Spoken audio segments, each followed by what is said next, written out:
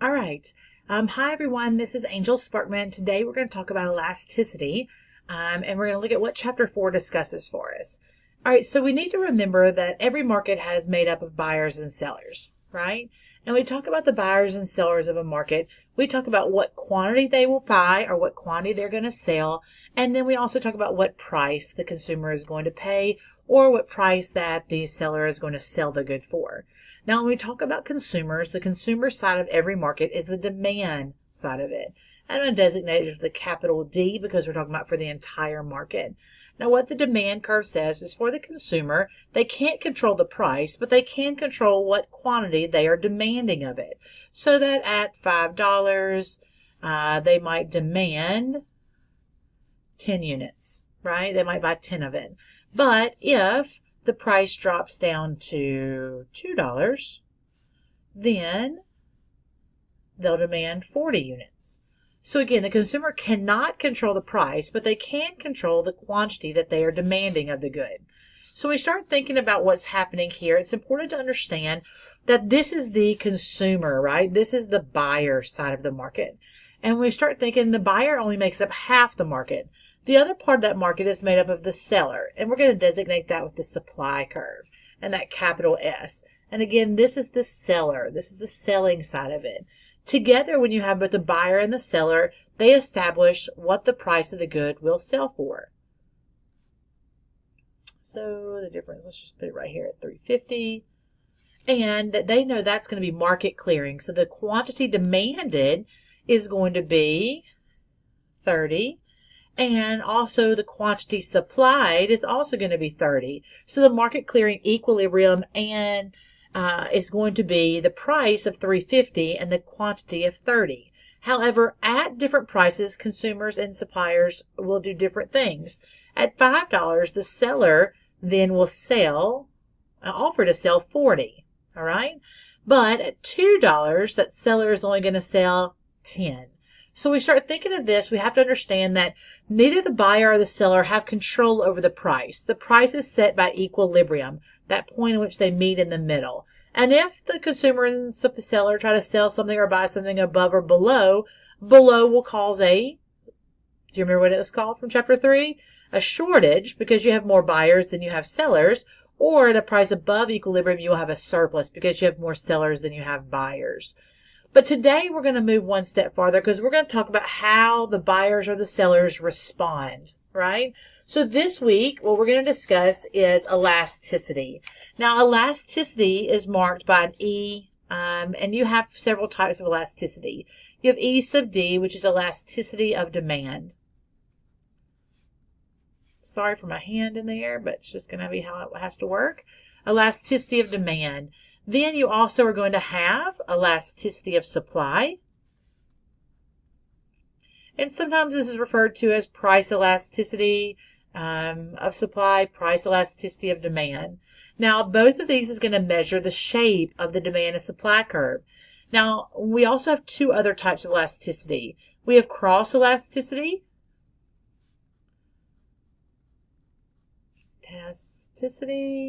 Elasticity. And we also are going to have income elasticity. Now, income can be designated several ways, but I'm going to use an E sub Y, and that's income elasticity. Now, when you start thinking about all these different types of elasticity, we have to think about what they measure. All of them are going to measure, every form of elasticity is going to measure responsiveness. All different types of elasticity measure responsiveness. So when we start thinking about elasticity of demand, we're talking about responsiveness of consumers because that's what demand talks about. If we're talking about elasticity of supply, it would be responsiveness of the seller because that's what supply is. Now remember, both of these can only control the quantity demanded or the quantity supplied. We cannot control the price. If we talk about responsiveness of a cross elasticity, we're measuring how one good responds to a price change of another. And responsiveness of income is how we respond to an income change. Now let's break it down and let's talk about each. All right, so let's talk about E sub D first. E sub D again was elasticity of demand. Now what we're doing, this is how responsive the consumer is, right, to a price change. So we're responding to a price change. And I'm going to designate anytime that you see me put a triangle, that means change in a price, right? So how the consumer changed. So that percentage change in price is going in the denominator, all right? Now in the numerator, what's going to happen is that this is going to be a percentage change in quantity demanded. Because remember, we're going to respond to a price change. And according to the law of demand, if price goes up, quantity demanded goes down. And if price goes down, quantity demanded goes up. So whatever happens to price, we're going to see what happens with consumers with demand. So for example, if you have an increase in the price of 10%, okay, now law of demand tells us that the quantity demanded is going to go down, but how much is it going to go down? Well, if it goes down 20%, consumers responded more than the price change. So the elasticity of demand would be, we'll put the percentage change in quantity demanded in the numerator, which is 20%. And then we're going to put the percentage change in price in the denominator, and that's 10%. So our elasticity of demand would equal 2. Now, elasticity of demand is not going to be at all. It's not going to be a percentage or anything else. It is strictly going to be a number. Okay. Now, when you start talking about elasticity of demand, it's important that we look at it this way. Know that if the elasticity of demand is greater than 1, right, then you have elastic demand, which means we're very responsive. Remember, think about something being elastic. It responds to whatever pressure you put on it. If the elasticity demand is less than 1, it is inelastic. And I'll show you an example of that in just a second. And if the elasticity of demand is equal to 1, it's said to be unit elastic. So let's use those that equation and what we just used at the top, and let's work a few more problems. Now, if we look, and again, I'm going to write my formula first. The elasticity of demand equals the percentage change in quantity demanded over the percentage change in price. Now, when I use this equation, let's say that the percentage change in price remains 10%. Okay? But let's just say that we're having we want to know what the elasticity demand is for several goods. So for, let's say soft drinks. For soft drinks, let's say that percentage change in quantity demanded is 20%. Well, if that was true, right, then our elasticity of demand, I'm going to cut this slide back on because I think I got better quality, would be 20% over 10%, which is going to be 2, right? And if it's greater than 1, it is elastic, which means we respond more than the price change itself. But let's say that we have computers. If the price goes up by 10%, then our quantity demanded is going to go down by 10%. So our elasticity of demand is going to be 10 over 10, 10% over 10%, which is going to be 1. And that's unit elastic. What that means is that, what happened? It moved exactly the same amount that the price changed, all right, when we start looking at it. Now, the last one we're going to look at is going to be, let's say gasoline. So that if the percentage change of quantity demanded when you have a 10% increase, it's actually only going to be a 1% change. If this is true, then our elasticity of demand is going to be 1% over 10%, which is going to give us 0.1, which is going to be inelastic. So we're not very responsive. We're going to buy gasoline no matter what, okay, as we look at it. Now, that's how we calculate given the percentages. So let's talk about how we get those percentages, right? How we get to know that the price change is 10% or that the increase in quantity demanded is 20%. Now, for each of these equations, anytime that you see percentage change, we are going to use what's called the midpoint method, all right? So in the numerator, you're going to look at the new minus the old. So we're going to take whatever the new number is, and we're going to subtract the old number. And then in the denominator, we're going to take the average of the two. Okay? If I could spell, it'd be really great, wouldn't it? Let's try that again. Average. All right, so let's give you an example. If the price currently is $7, and then we're going to move it to $9. This would be our old price. This would be our new price. All right?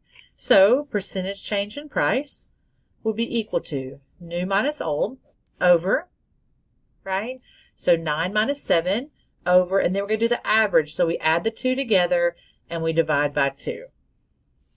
So then we get 2 over 9 plus 7 is going to be 16 divided by 2, which is going to be 8, which makes 0.25. And then I have to put it into a percent, so I multiply by 100, and I get 25%. So that's how we're going to, when you see it in the book, that's how they calculate all those percentage changes. All right? What I'm going to do is I'm going to stop this video on this one now, because the next one I'm going to talk about total revenue and elasticity of demand, and we won't have enough time. So this is how you calculate elasticity of demand. Let's work one problem before I move it, just looking at the whole entire thing. All right, so let's give an example. Let's say that the price increases from $4 to $6, right? When that occurs, causing quantity demanded to decrease from 80 to 40. All right, so what we're going to do is we're going to write our formula.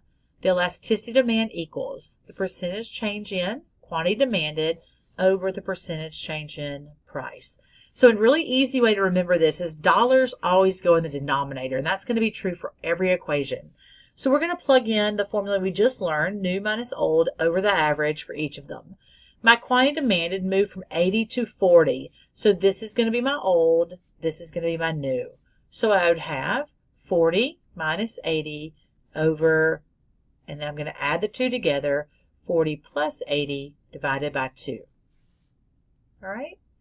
That's my numerator. Then my denominator, the change in price, it moves from $4 to $6. So this is going to be my old. This is going to be my new. So $4 is my old, $6 is my new. So I'd have 6 minus 4 all over. And I'm going to add the two together. 6 plus 4 divided by 2. So if I start looking at it, then I'm going to continue to work it out. So I'd have a negative 40 all over. The average of the two are going to be 60 all over 2 over 5, 2/5. All right. Now what you need to realize is we're going to ignore, okay? Ignore that sign. Don't worry about it at all. All right. So when we start looking at what we're getting next, we're then going to have 40 over 60, which is 2/3, all over 2/5. So that I would have 0.67 divided by 0.4. I multiply by 100 to put them both in percents, right? So that I would have 67% over 40%. We know if we look at it in percents here, we know that the numerator is greater than the denominator. And so therefore, when I do my division, 67 divided by 40, I get 1.675%, which is elastic. All right, that's going to be it for that one. And you'll see my next video in just a moment.